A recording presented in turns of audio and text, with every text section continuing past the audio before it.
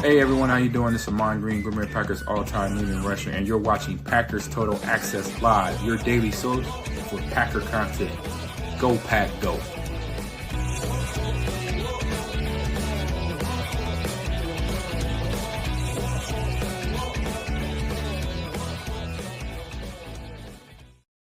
Hey, what's up, guys? Welcome into Good Morning Lambeau. My name is Clayton. You can check us out on packernet.com. Find me on Twitter at Packers_access. You can email us, PackersTotalAccess@gmail.com. You can text us 865-658-5824. Joined alongside Tim in Green Bay, here to talk some Green Bay Packers. Full disclaimer, battling some symptoms. If you hear me mute for a minute, you get a little bit of silence on the podcast. I apologize. I just don't want to be hacking in your ear, if you know what I mean. So, 'tis the season, Tim. We had a 60-degree day the other day, and then we got down to like 8 degrees. So we're here, baby. We're in the middle of it. Getting some of that Wisconsin weather down there in Tennessee, huh? That's a fact, dude. That's a fact. We got a bunch of stuff we're going to cover today. We're going to finish up, wrap up there on Twitter with some of the stuff that we uncovered with the film study. We're going to be doing Chalk Talk tonight if I can get it ready. If not, we'll roll it into tomorrow. The plan is to have it ready tonight. I don't see it being a problem, but I think we got 23 plays. So only 23. That's good. We're going to go out with a bang this year, Tim. That's the way that works. So let's get this party kicked off by jumping into our Patreon group and seeing what those knuckleheads have to say over there. All right. First of all, I want to give a shout out to CJM for sharing this graphic, just talking about the division winners. That was really cool. Nebraska Rev says, I know this came up on the show and I was rewatching the Bears game and saw that in the third quarter, McDuffie was wearing the green dot. Didn't see that coming. Me neither. And then he went on to say, Wilson is also wearing a green dot. Does that mean McDuffie and Wilson can't be on the field at the same time with green dot helmets? That is correct. And that's an explanation that we didn't really talk about, Tim, is if, when one is on the field and the other isn't, right, that explains how Edgerrin Cooper had the most snaps of any linebacker, but the other two guys were wearing the green dots. And also that explains on that last play why Eric Wilson was on the field, not Edgerrin Cooper, when you were in your dime package. You guys will rarely hear us talk about dime. Dime is 6 DBs, 1 linebacker. So that explains everything. Still don't have to like it, but that explains what happened on that last play. So, again, I didn't see that coming. How about you, man? Eric Wilson and McDuffie splitting that green dot responsibility. I'm not going to say I saw it coming, but it does make sense because we talked about, Coop having all of the tangible assets you want in a young linebacker. But he's a rookie, and that shows by the fact that, hey, we're not gonna give him all this responsibility just yet. We need to turn him loose, let him be out there for the bulk of the snaps, and just do what he does best, which is go out there and make a play, right? And I think it is evident with the league rules. You can only have 1 green dot on the field at a time, so it makes sense that it was Zay McDuffie and Eric Wilson that had the green dot. Those are for all intents and purposes, those are the veteran linebackers, on this team in the middle. So it wasn't completely shocking. But yeah, it does make sense now that we look at the tape, right? And you see, the personnel groupings and the lineups that we had out there, it totally makes sense. So I think it's cool. I think McDuffie is, old faithful, old reliable. He's not going to do anything super spectacular on a regular basis, but he's also not going to make big mistakes. So that's kind of a guy you want, coordinating that offense, being that Quay Walker is not in the fold right now. So I think it's a good thing. And that may be how we have to rotate in Philly, right? It might be more of the same. It might be, McDuffie and Wilson with the green dot on defense. Yep. And again, you can't have 2 green dots on the field. So when they went to their base 4-3, I'm sure that one of those guys had to take the helmet off. So they had to change to a non-green dot helmet, which, it sounds silly, but that is a bit of an inconvenience. And I will say this, I'll say the quiet part out loud here. It's just kind of odd that you're going above and beyond to not let Edgerrin wear the green dot. They really want him thinking freely. It's obvious. They don't want him to have to even think about it. You think it's because we had to throw the green dot on Quay relatively early, and we kind of saw how – Could be. Kind of learned your lesson, right? Yep. That makes sense. That does make a lot of sense for sure. And again, thank you to Nebraska Rev and I think it was CJN in our Patreon group. Appreciate the message. If you guys want to join our Patreon group, just scan the QR code in the upper right. That'll send you to patreon.com/Packer Fan Total Access. And you can join one of our 3 tiers that gets you entered into the contest with the giveaways. And also, it's a way for you to support the stream. It also gives you access to multiple chats. We appreciate everybody in there. And we will be doing a giveaway this weekend during the post-game show, I should say. After the Eagles game, we're going to be giving away an autographed picture, and it's of the blocked field goal with the first matchup between the Packers and the Bears, signed by Carl Brooks, who blocked the field goal, donated by Trevor Anderson. And it says the block, got the date, Carl Brooks signed it. Really cool piece of memorabilia. So if you're a member on YouTube or you're a member of our Patreon group, in one of those 3 tiers on Patreon, we will put you on the Larry McCarron Pinky Wheel and spin that sucker and give that away to one lucky listener / viewer. So appreciate everybody supporting us there on Patreon and as YouTube members. All right, let's keep it moving, Tim. Let's move on to Twitter. We kind of talked about we're going to hit on some of this stuff yesterday. We ran out of time. We're going to keep this episode kind of short today, guys. I've got a couple of appointments I got to make. So we got to get that done. And so we'll be back tonight though, for sure. Hopefully for Chalk Talk if we get it ready there. So all right. TJ Slaton, we've kind of talked about him a little bit this year, Tim. Let me see if I can make this a little bit larger for you guys, make it a little easier to see. We've talked. I got to hit it, Clay. I mean, you said TJ Slaton, so I got to. Here's the guy. Exactly. Listen, TJ, man, we've monitored him all year long. And the one thing that popped after about, 4 or 5 weeks, about a quarter of the season was, man, his pressure percentage is better than Kenny's, right? And when you turn on the tape, you see Kenny playing 1-tech a lot, right? But here's the thing. Anytime that TJ Slaton's in the game, I don't think I've seen one snap this year where he's played a 3-tech. He's always in a 1 or a shade, which means it's a 0 or the outside shoulder of the center, right? So you kind of play in that nose tackle. So their positions are pretty comparable in what they were asked to do this year, right? And the fact that TJ Slaton finished the year with a higher pressure percentage than Kenny, and he also was very, very comparable to the run stops. Really impressive. Here's the tweet I put out. And again, guys, I'm not trying to promote my Twitter when I do this. We used to do show notes, and I would make notes on a pad and try to stay organized. I found, you know what, if I just tweet this stuff out, and I can just share the screen and the notes are right here. So please don't. The internet is forever, right, Clay? Exactly. And you're keeping receivables on yourself, right? Exactly. I think that's important. Me personally. I do that once in a while. I'll scroll back a couple years on the timeline and look at some of the crazy things I said. Right. Yeah, exactly. All right. So here's the tweet. I said, TJ is set to hit free agency this year. I'm sure many disagree, but I would like to see him back if his market isn't overpriced. Far fewer snaps than Kenny, yet still, here are the stats, okay? Playtime. Kenny Clark played 62.6% of the snaps. TJ Slaton played 38.4% of the snaps. So almost half the snaps that Kenny played, right? His pressure percentage was 2% higher than Kenny's at 8.8%. Kenny's was at 6.8%. All right. Now keep in mind, they play that same predominantly. They played that 1-tech. Now there was times you were in a nickel where Kenny would actually fan out wide and they would show that wide look, right? Where you'd have your 2 wide 9s and you'd also have the defensive tackles on either a 3 or a 4-tech look, right? So that's something that when you take that into consideration, the reason I mentioned those different techniques that the defensive line may have called with Kenny and with TJ's numbers should be significantly lower with pressure percentage than Kenny's. Kenny's was in far more often on pass rushing downs as opposed to TJ, who was playing a lot of run stopping downs. Okay. So again, 2% higher there. On run stops, Kenny has 4 more run stops than TJ Slaton at 28 to his 24. But again, he played almost twice as many snaps. So this isn't to necessarily dog Kenny. That's not the goal here. Please don't take it that way. It's that TJ Slaton has done more than his job that was asked of him, Tim. So again, when he hits the market, there may be a market there for him if somebody offers him, $7 million per. I'm not suggesting we should do that, right?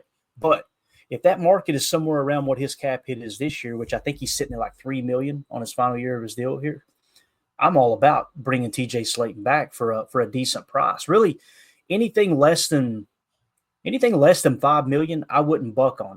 I'd like to keep it right around 3 if we could, but as you can see here on this play against the Bears, man, watch him in the middle. Here's a 1-tech. That's what we mean in between the guards. Look at this. I mean, he's just a menace, dude. And he's done it. He's done it pretty much all year. He's just had limited snaps. Yep. I agree. I mean, David in the chat said at this point Slaton is more valuable than Kenny, and it seems like, oh wow, that's kind of harsh, but it could be true. I mean, it depends on how you look at it. Like you said, passing downs, pass rushing versus the run fits. But I think Kenny's held his own pretty good against the run this year too. But you're looking at the age, right? You're seeing the kind of the shift with those D linemen, and I would think there's some merit in that statement that, when you're looking at valuable players on your team, obviously Kenny Clark is the dude. We extended him, hopefully he retires a Packer. But when you look ahead, I'm with you, Clay. If the dollars and cents, add up correctly, if the math is mathin', you keep TJ on your roster for plays like this right here. He's kind of like Gravedigger 2.0, I love to see it. And it is important to mention that on this play, that's a single block, right? Yep. Now, on Kenny's plays, you'll notice predominantly they're double teaming him and they're chipping Gary. That's how they've attacked our defensive front this year. Yep. So when Kenny is double teamed, it seems like the way Hafley's approaching that is, Kenny, when you get double teamed, don't just get caught rushing up the field trying to beat that double team. Throw that into a touch spy and watch the quarterback try to take away a throwing lane. So that's going to drop down his pressure percentage significantly. So we need to put that out there. And this specific play here, this isn't the only one. We could watch his entire highlight reel. I don't want to make the whole show about TJ Slaton, but this is just a good example. You got to put it into context. It is a single block, but boy, oh boy, did he blow that play up, man. So again, that'll make Chalk Talk tonight. We'll break down the entire call and all that good stuff at 7 p.m. Central if we can get that clip ready to go. So again, just want to show some love to TJ Slaton, man. Yeah. One of those get off the bus guys, right, Clayton? Like we talk about. He's probably the first or second dude you want walking in, right? Yeah. And listen, I can say this because I'm not the most attractive person in the world. TJ Slaton's also got that look to him. I was taught at a young age, you never pick a fight with an ugly person because they got nothing to lose. You know what I mean? Like that dude, when you see him, you go, oh, that's a different cat. He looks like he twists somebody's head off their shoulder. So, oh yeah, for sure. That's who you want on your D line, right? Yeah, definitely. A whole bunch of guys like that. Yeah, definitely. What we mean by get off the bus guy, like Tim mentioned, is you want him getting off the bus first. You want the opposing team to see him first, like, oh crap, this is who's coming to town. So, love TJ Slaton. His time may be done. It may be up in Green Bay. And here's the other thing too. We're talking about we need to go get a dominant 3-tech, right? We need to figure out a way to make that happen. I'm of the opinion that Kenny has not been that guy. Great leader, great locker room dude. Always, you could tell he's very coachable. He's actually been very, very, very accountable in a sense of availability, right? He's always available.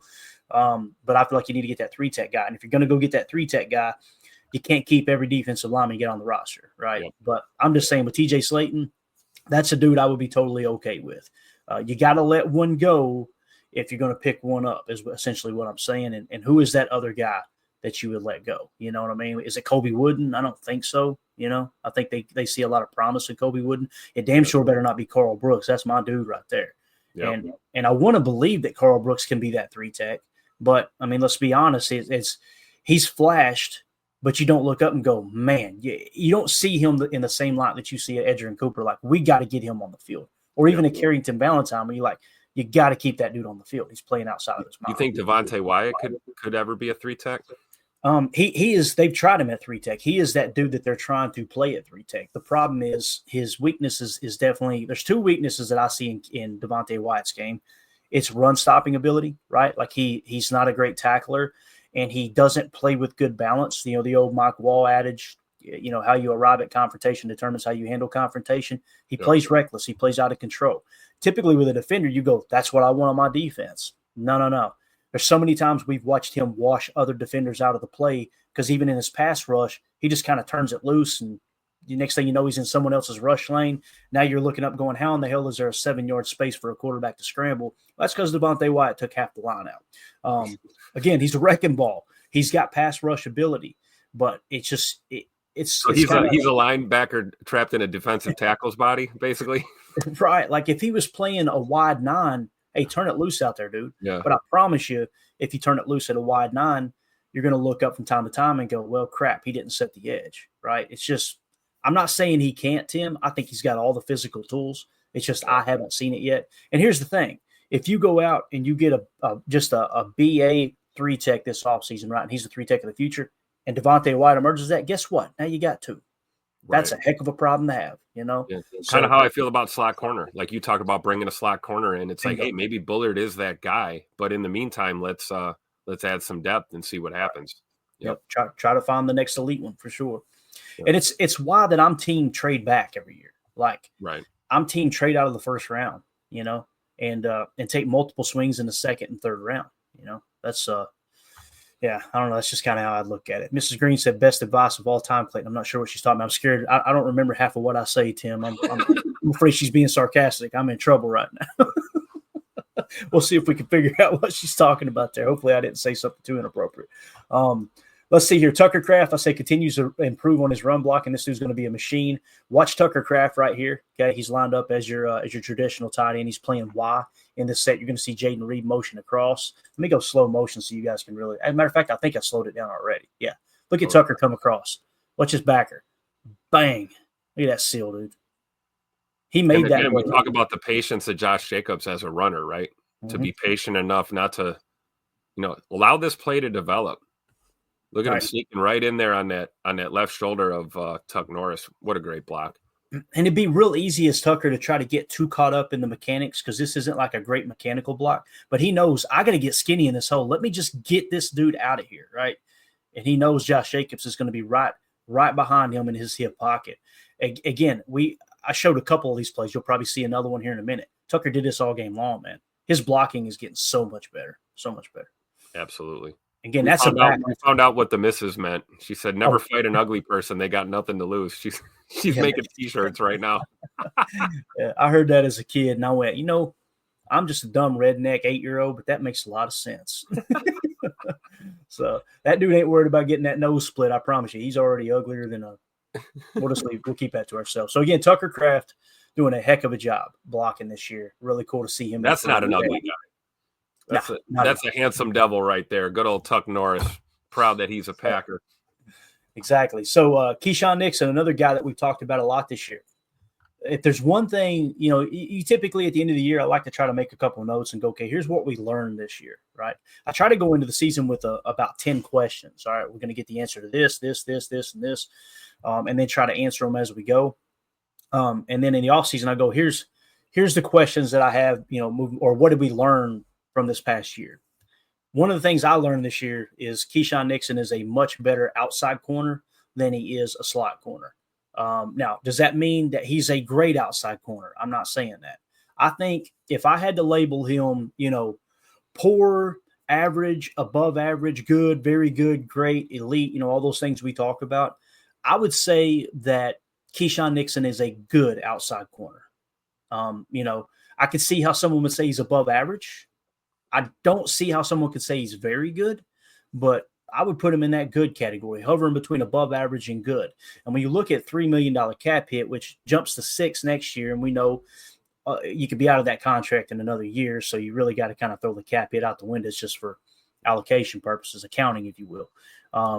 I think he's well worth the money. I'm excited about bringing him back next year as an outside corner and let Bullard continue to grow in that slot position. And like you said, let's go try to find another great slot corner, right? But yeah, Keyshawn on this play blowing up the smoke route. This is on a 3rd and 6, guys. I try to pick plays where it's really important, at the timing of the game, when it happened, all that stuff. But you're going to see Key at the bottom, and they're going to run a smoke route. They're going to use a little bit of motion, if I remember correctly. So you see Key's playing off. Once DJ Moore motions, now he's going to come up and play this two a little closer. Now he's going to fade back. Look at him read this. He's already on the ball. Look at this. So Javon Bullard does a good job occupying the blocker. I believe this is Aaron Mosby sealing off the inside, if I remember correctly. Yep. And then watch Key break on this. Bang. I like it was basically start, stop, shoot, stop, start again, shoot. He kind of put himself in a position to – he bit down a little bit here. You can kind of see it at the beginning. He kind of creeps up. Yeah, and that wasn't Bullard. I apologize. Let me correct myself. That was not Bullard. That was Xavier McKinney taking on that block. Good job there. Yep. Getting in there and being disruptive. But yeah, I just like how Keyshawn keeps his feet moving. Like he's able to, just in case they change. Maybe that guy's hot. Maybe he's on a go. You don't know. You don't want to get beat nasty, but still put yourself in a position to go and blow up this play. And I think it is. You're seeing two of our better defensive backs right here in McKinney and Keyshawn Nixon. Just high FBI type of play right there. Yeah, definitely. And again, he seems like he's gotten more comfortable on the outside. He got better. He got more comfortable again. He's getting a little bit better. I see a lot of growth with our boy Keyshawn Nixon on the outside, man. And I think he's a guy that his teammates respect. He's one of those dudes you're going to look up in a couple of years, and he's probably going to be considered a captain if there were, everyday captains. He's just one of those guys that's becoming a leader in the locker room. Rich Bisaccia obviously loves him. Rich Bisaccia is the whole reason he's here, right? Yep. It's just cool. Thought he was just a return guy. Why are we paying all this money for a kick returner? Yeah, okay, buddy. It's all over the tape. All over the tape this year, man. Again, you got the hustle force fumble earlier in the year.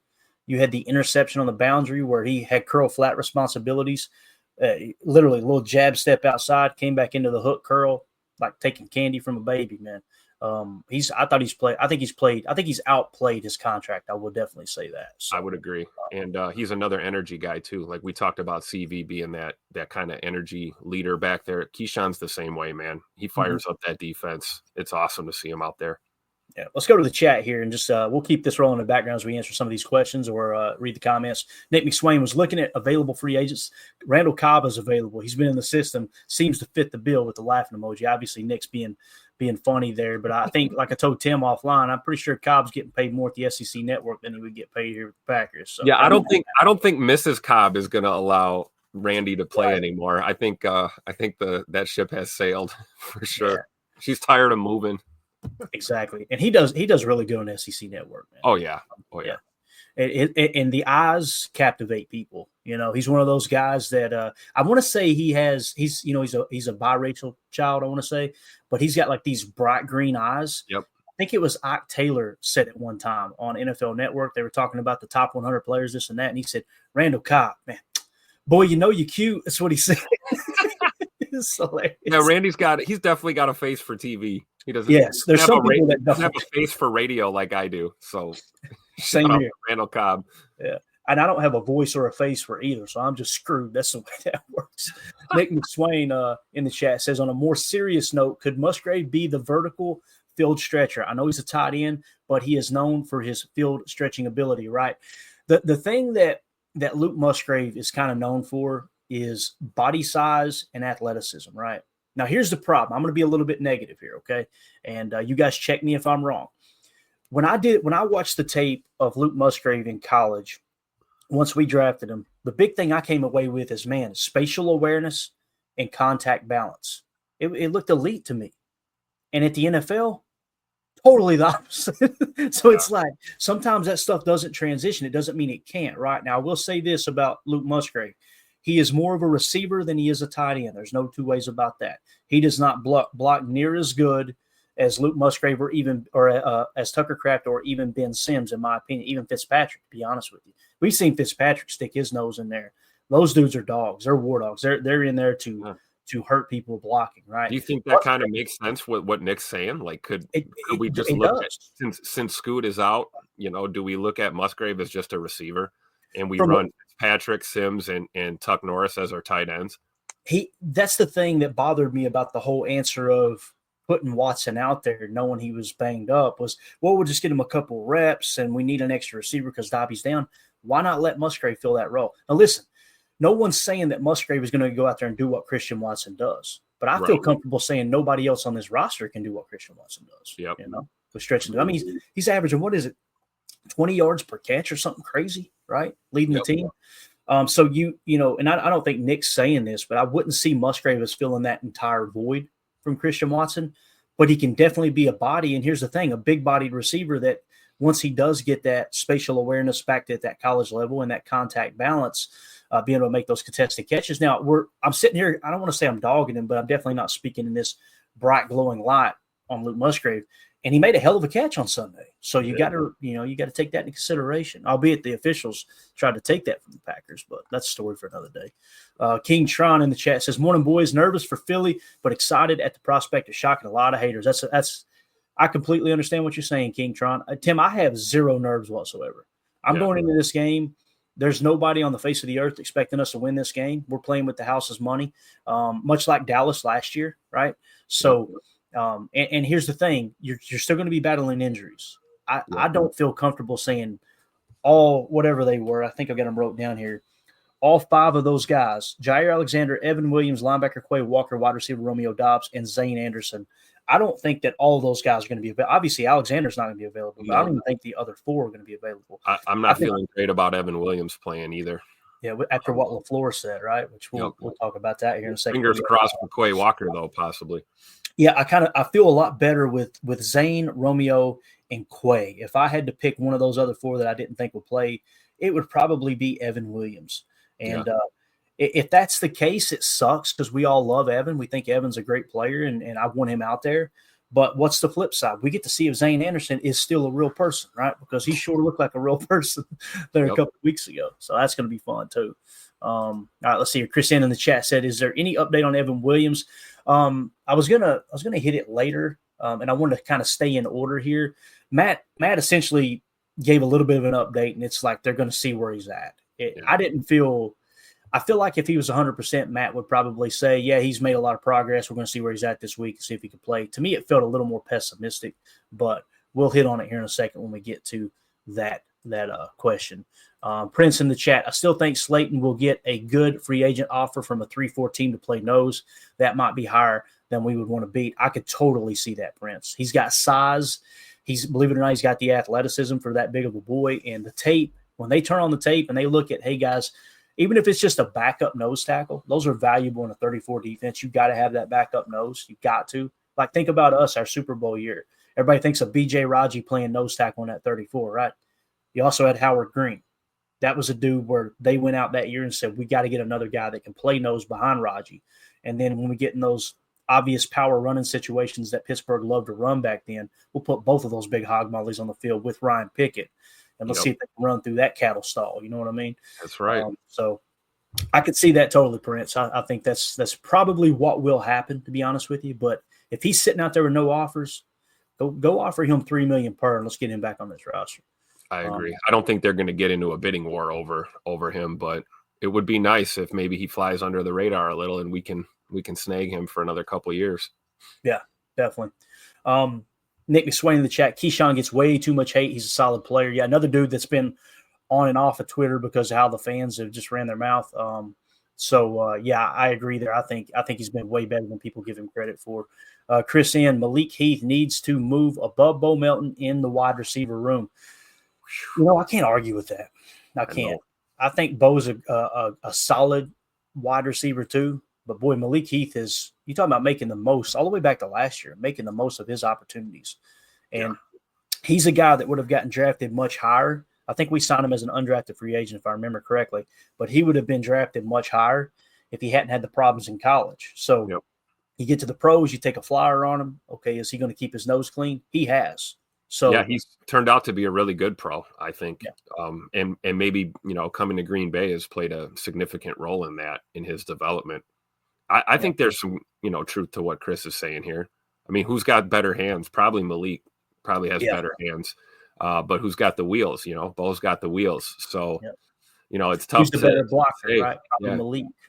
Right? I think definitely better blocker too. Yeah. But I mean, I think the main thing I'm getting from this point is Malik needs more reps. We're down Christian Watson here.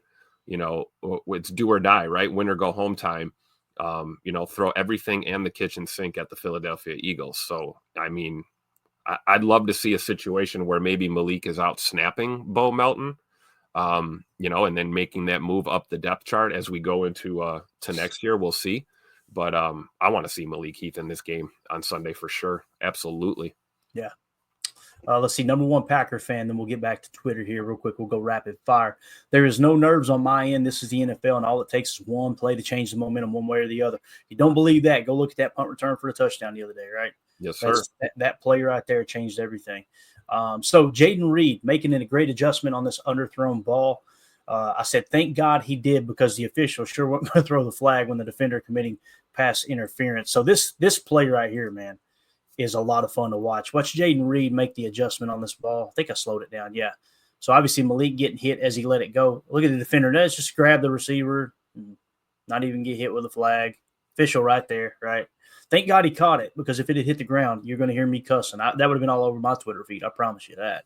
Hey, Jordan loves throwing that ball too, right? I mean, F it, Jaden's down there somewhere, right? We've had this conversation.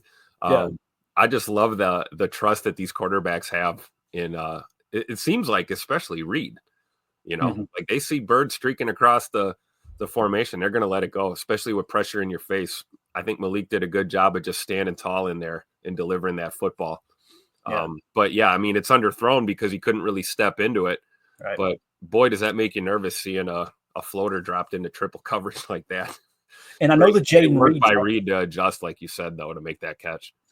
I know the Jaden Reed drops have been an issue. Like, people have talked about that. They've been very vocal, but you've got plays like this almost every week too. Yeah. Like I showed one earlier in the year, the one-handed grab on the sideline. Like, remember the throw and catch in Pittsburgh last year? Yeah. I mean, it's like the ones you think he should catch, he drops, and then the ones that look impossible, he comes up with.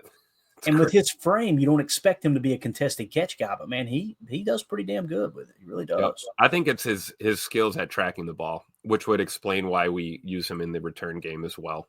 Like, he's just got the ability when that ball's in the air, he's able to get his head around and track that ball no matter where he is on the field. Yeah. Next tweet, one position that the Packers don't even need to look at this offseason is running back. Chris Brooks has played so well being the third string back. Jacobs, Wilson, Brooks, and a healthy Lloyd looks really good for 2025. This is a Chris Brooks run here. And again, we'll hit all this in great detail tonight on Chalk Talk. Just want to kind of give you guys a sample. You see that fake there to Jaden Reed, and Chris Brooks off to the races here, man. Great run. Now, let's roll it back, and I want you to key in on Tucker Kraft this time. See Tucker right here? Watch this. Bang. Once again. The on the back. Master. Telling you, dude, that Tucker Kraft's game has went to the next level. So well-rounded. Look at this block again on a backer. Dig that backer out. If he doesn't make that block, this play doesn't happen. And this is an explosive play of like 23 yards or something. So Tucker Kraft as much as Chris Brooks, but Chris Brooks with the patience. Great job finding the hole, getting downfield. It's going to be fun watching these running backs play together for quite some time, man. It really is. Yeah, this is kind of like what I talked about last night on the show. Is like, you see runs like this, it's like, man, hand that ball off to Chris Brooks now. The hell with this, using him as a blocker or, sending him on these checkdowns or these leaks. He can run the football, man. What an absolute steal of a player right here to bring into Green Bay. When we had such high hopes for Marshawn Lloyd and we lost him, it's a blessing to have a guy like Chris Brooks on your roster. Yeah. Watch Sean Ryan here, man. I want you guys to key in on Sean Ryan, right guard. He's all over the tape here lately. Watch, he's going to pull, right? And look at this. You're going to bang, right? Guy tries to go low. Now watch Sean at the end of this. Pancake, right? Dude went low. Watch Sean kind of smack him away, right? You're like, that's right, little boy. You see him flick his hand at him like, look, there it was again. You see him get up off the ground. Get up off the ground. What are you doing? I love it. Sean Ryan's becoming an enforcer. You know what's crazy is he's like the nicest dude on earth off the football field. He's like a big teddy bear, right? But man, when he puts the pads on and he steps on that in between the lines, he's a menace, dude. He's an absolute menace. The piss is hot with that one for sure. No doubt.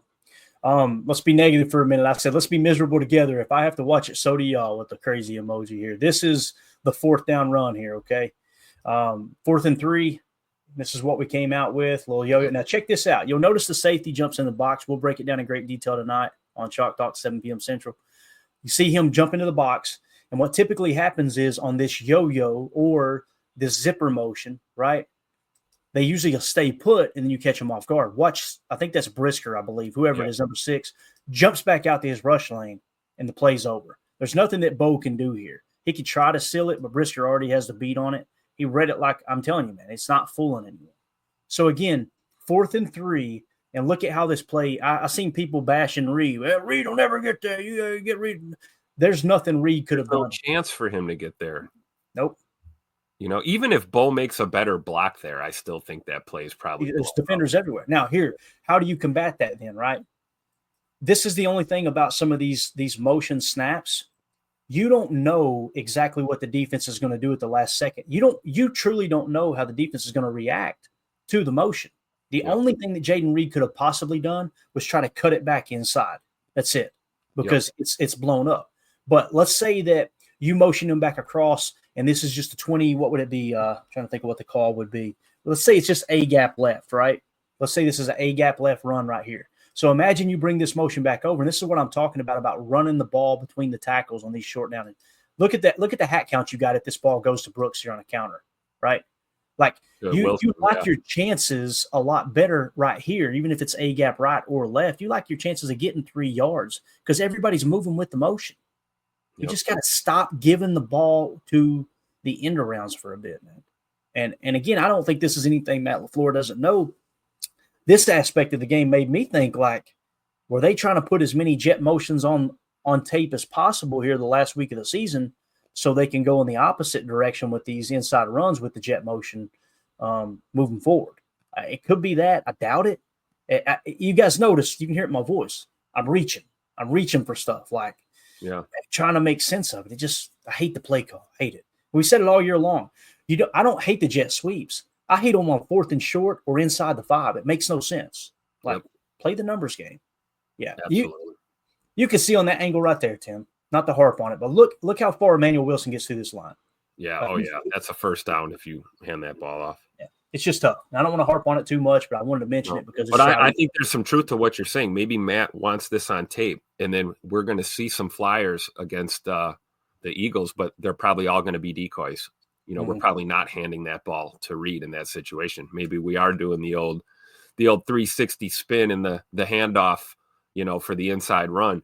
We always talked about that illusion of complexity. I think Matt's kind of leaned more into the complexity part, and it's not an illusion. We're actually doing too many complicated things there on short yardage situations when you should just, hammer that inside run.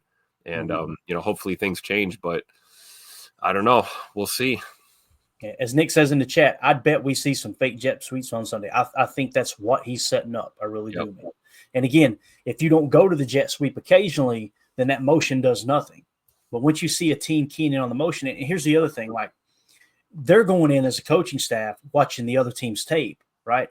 And they're seeing whether or not they're biting on the motion or not. If they're biting on the motion, then, hey, let's make sure that our calls are really centered around giving the ball to the running back on those motions, right? If they're ignoring the motion, let's give it to them on the jet sweep, right? So maybe they've seen something in Chicago's game plan or, previous tape that, hey, man, they're ignoring the jet sweeps. And then, of course, Chicago sees us going, hey, they're going to give it on the jet sweep because look at our tape, because you've got a self-scouting department in your team as well that's watching your tape going, here's how you're being vulnerable, both offensively and defensively. So it could have been one of those things. Try and add an option into that. You know what I mean? Like if there was a way to can that play after the motion. So you see, for that play, for example, if there was a cue or a way that Malik can, pull that ball from Reed and give it to Wilson, add kind of a read option element to that jet sweep, in real time. Yeah. And that's the problem is you can't really do that because everybody, think of it. He's already motioning across. You didn't see Brisker jump out to that C gap until he cleared. It was too late anyway. Yeah. And that's what I don't like about the predetermined aspect of the jet sweeps is like, there's nothing, like, let me put it this way. If you were to say, Clayton, that play right there, what would you rather see them do? I would rather have an RPO where, hey, if they load the box, we can fire a slant for the first down. I would much rather throw them 4th and 3 than try to run 12 yards laterally, not knowing what the defense is going to do. Yeah. At least in the RPO, your quarterback is controlling the outcome of the play. Especially with Malik back there, you would think that would have been a better look on 4th and short. Hell, let Malik tuck that ball and run if you have to. He can be a bruiser in the run game as well. Yep, definitely. Jordan Love, we got to wrap up here. We're up against the gun. I got an appointment I got to make. So Jordan Love, we'll go rapid fire. Since week 12, Jordan Love has the highest QBR at an 83.0 in the entire NFL. Now, listen, I'm not an expert on QBR, passer rate, and all that stuff. It's my understanding QBR is done by ESPN, and it's a 0 to 100 scale. He has, since week 12, he is the highest QBR in the entire National Football League at an 83 out of 100. Okay, so that's the kind of tear he's been on here lately. There's something else there with him we'll hit on here in a minute if we have time. Another one, Edgerrin Cooper. Edgerrin Cooper finishes his rookie season as the 4th highest graded linebacker in the entire NFL and the highest graded rookie at said position. Goody handpicked the best linebacker in the draft and landed him with the 45th pick. Now, you guys know I was big on Junior Colson, right? Edgerrin Cooper, I think I had him at 3rd, if I remember correctly. I had Junior Colson, Peyton Wilson, Cedric Gray, then Edgerrin Cooper. So I had him 4th, right? Now, you guys know, built my board, had the Greg Cosell effect, and then I told you Greg Cosell said, hands down, Edgerrin Cooper is the best linebacker in the draft. He said he may not be the first year, but he is going to be the best linebacker in this draft. And I remember thinking, should I just jump him up to 1? I'm like, nope, got to stick to my guns, got to stay with the formula, right? Greg Cosell was all over. Oh, yeah, he nailed it too. And then we see, right, maybe not the first year, and then it's like, yeah, right. Have you seen the tape in his first year? It's like about halfway through the year, things started clicking, right? Yeah. With that being said, the hesitation on the coaching staff to put him in right off the bat would kind of it would give merit to Greg Cosell's comment of maybe not the first year, right? So it's like he nailed every aspect of it, but boy, oh boy, he has arrived, man. He's a real deal. Nick McSwain, Cooper, Defensive Rookie of the Year. I'd have to, you never know about these Rookie of the Year things. I think he's definitely in the running. One thing that hurts him is he hasn't been a starter all year. If he had been a starter, I'd just about slam dunk it, right? But you do have people like Cooper DeJean and a couple other guys that's like they have, to the best of my knowledge, played the entire year. Yeah. Their numbers are going to look a lot better than Edgerrin Cooper. But again, with Goody finding him with the 45th pick, you can see here he is grading out 4th. If you want to put that into perspective, he's an 84.0, right? Only above him is Fred Warner at 89.2, Bobby Wagner at 89.9, and Zach Bond at a 90.1. Just hanging around with 2 future Hall of Famers there near the top, no big deal. Wild to think about, man. Imagine this, Tim. Imagine if they went and signed Bobby Wagner like we wanted them to in free agency. What if you had got Xavier McKinney and Bobby Wagner and you still drafted Edgerrin Cooper and you got Quay? Imagine your 4-3 base being Bobby Wagner, Edgerrin Cooper, and Quay Walker. Man. So, again, tip your cap to Edgerrin Cooper doing amazing things. Anytime you're mentioned in the same breath as Fred Warner and Bobby Wagner, you've got something special. There's no two ways about that. So absolutely, another great year there. And then, of course, when you just break down his weekly grades, a little bit inconsistent, but boy, those last 4 weeks it has clicked. Right, 93, 81, 80, and 76. Mrs. Green says the new Legion of Boom. That's the coaching tree we come from. It really is this defense, right? The Pete Carroll 4-3 zone. 4-3 cover 3 zone essentially is what it is. Cover 3 buzz is what they ran a lot. Yeah, it's a lot of fun, man. A lot of fun. QB rating, this other people recognizing this too. Fox NFL put that out there. Jordan Love finishes the 2024 NFL season with the 5th highest QBR. So Lamar Jackson 77.5, Josh Allen 77.2. Those are your 2 MVP front runners. Also in the conversation for MVP is Joe Burrow at 75.0. Then Jaden Daniels at 70.6, and then 5th, Jordan Love at 69.2. Guys, we've got our franchise quarterback. There's no doubt in my mind. Like he is the dude, right? We've got to get him now that he's going to be fully healthy going into next year. I feel like he's as healthy as he's been all year right now going into the playoffs. This thing could get hot at any moment. So, and again, with the point spread too, I think that's just about got everything here. With the point spread with this Eagles game, it's now up to 4 points. So they're expecting this to be somewhat close, right? At least, less than a touchdown. So we'll see how that shakes out. Why don't we come back later if we have time? We're just about done. I wanted to show that Tucker Kraft catch. We'll just roll it real quick. We talked about his blocking. Watch Tucker Kraft on this catch right here, guys. The hands are there too. He is officially a complete tight end, Tim. Absolutely. Good ball there from Malik, by the way, also. Safe. Yep. Put it where only your guy can get it. Yep, up and away from the coverage. Yeah. Beautiful. And, great. You talk about the athletic ability. That's a big boy hopping up there, spinning around and making that catch and protecting that football. But you're right, the hands are there. I think as his career progresses, he'll be mentioned in the top tight ends in the league conversation. Right now, he's not. I don't think he's getting enough credit for what he's done these past couple of years. But I think we'll see that change here in the future. I do too, man. And what's cool is we're seeing this on tape. You can bet your sweet bottom other coaches are seeing it, which means it's going to warrant more attention to him and going to open things up for other receivers as well, and even the running game possibly. The big thing too here, watch how he has the awareness, get that ball to the body as soon as possible, right? Because he knows they're going to be punching, get it in, secure it. My man's taking a huge step this year, man. I'm excited for Tucker Kraft. And here's that Evan Williams update. We'll hit real quick and we'll wrap up before my wife kills me. We got to be at the lawyer's office. No, we're not getting divorced. Okay, everybody calm down. We got to be at the lawyer's office in about an hour. Evan Williams update from Matt LaFleur. This was Matt Schneidman had tweeted this out. LaFleur today on Williams, quote, well, until he gets out there, I'd say he's questionable until he proves otherwise. I think he's moving around a little bit better, but we've got to play it through the week, and then I can give you a better answer towards the end of the week. So that whole he's moving around a little bit better, Tim, that makes me. Yeah. In other words, he's on the bike. He's, with the rehab group. I'm not going to dismiss what Matt's saying because there could be truth to it. We could wake up on Friday morning and get great news. Who the hell knows?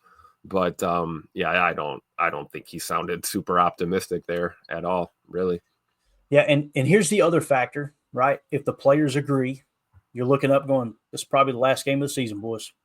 If you can get out there, let's get out there. That's a real thing too. It really is, right? Well, I believe it for sure. Unlike last week, we're going, don't risk it. Risk it. This is the week you lay it all on the line, right? Because there is no tomorrow, right? It's not promised. And I would gladly take an 80% Evan Williams out there playing football for us. So we'll see how it goes. Yeah, definitely. All right, guys, we got to run. Sorry to end so abruptly, but got to go take care of some stuff today. We'll be back tonight. If I have time, I will get Chalk Talk ready for everyone, and we'll come back in here and break down the tape. And I think we got, like I said, 23 plays. It'll be a lot of fun, and then we'll jump immediately into tomorrow morning for Good Morning Lambeau. We'll jump into Packers-Eagles preview, show you what they're good at, show you what they're – I want to say bad. They're not really bad at anything, to be honest with you, but we'll show you some of the weak spots in their team and kind of get you guys set for that 4:30 or 3:30 Central kickoff on Sunday there in Philly. So, Tim, thank you for your time, bud. Appreciate you, man. Thanks for having me, as always, Clay. All right, buddy. Everybody have a great day. As always, it's going to be the change we want to see in the world. Go Packers. And we go. We out. Bye, guys.